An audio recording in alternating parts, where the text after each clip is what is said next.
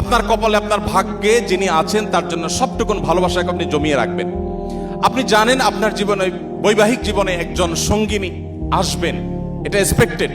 কিন্তু আপনি এখন থেকে যদি কোথাও প্রেমের নামে অবৈধ সম্পর্ক করেন, অবৈধ রিলেশন করেন, হারাম সম্পর্ক স্থাপন করেন, তাহলে দিন শেষে আপনি কিন্তু আপনার সেই হবু স্ত্রীর সাথে বিশ্বাসঘাতকতা করলেন।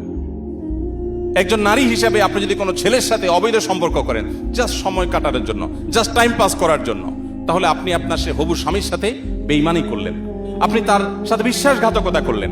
গোটা পৃথিবী বলবে আপনার যৌবনকে আপনি এনজয় করেন, আপনি যৌবনের উচ্ছলতায় হারিয়ে যান, আপনি ভোগ করেন। ইসলাম আপনাকে বলবে আপনি কন্ট্রোল করেন, আপনি নিজেকে নিয়ন্ত্রণ করেন, তারুণ্যে যেন কালিমা না লাগে। আমাদের মুখতার ভাই বিবাহ সম্পর্কে বলছিলেন, একজন মুসলিম তরুণ তার তারুণ্যে মনে চাইলো আর কোনো পাপাচারে লিপ্ত হয়ে গেলেন, আল্লাহর অবাধ্য হয়ে গেলেন, বিবাহ বহির্ভূত কোনো সম্পর্কে জড়িয়ে পড়লেন। এটি কোনো মুসলিমের সাথে অন্তত যায় না। একজন মুসলিম তরুণ এতটা ঢিলা হওয়া উচিত না।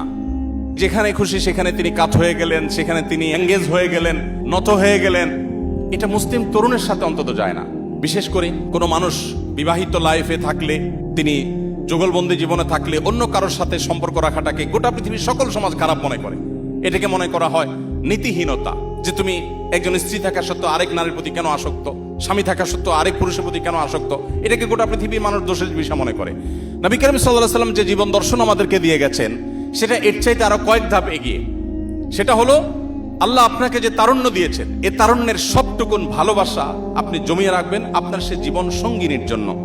যেই যুবক তার তারুণ্যকে, তার যৌবনের চাহিদাকে কন্ট্রোল করতে পারে না, নিয়ন্ত্রণ করতে পারে না, তার চরিত্রকে হেফাজত করতে পারে না, তার সম্ভ্রমকে সংরক্ষণ করতে পারে না, এই যুবক আব্দুল্লাহ ইবনে ওমরের উত্তরসূরি হতে পারে না, এই যুবক ওমর রাদিয়াল্লাহু তাআলার উত্তরসূরি হতে পারে না, এই যুবক মুহাম্মদ সাল্লাল্লাহু আলাইহি ওয়াসাল্লামের অনুসারী হতে পারে না, এই যুবক কখনো আব্দুল্লাহ ইবনে মাসউদের অনুসারী হতে পারে না, এই যুবক সেই সকল সাহাবীদের অনুসারী হতে পারে না যেই সাহাবীরা মক্কার যাযাবর থেকে অর্ধ পৃথিবীর বাদশাহী করেছেন।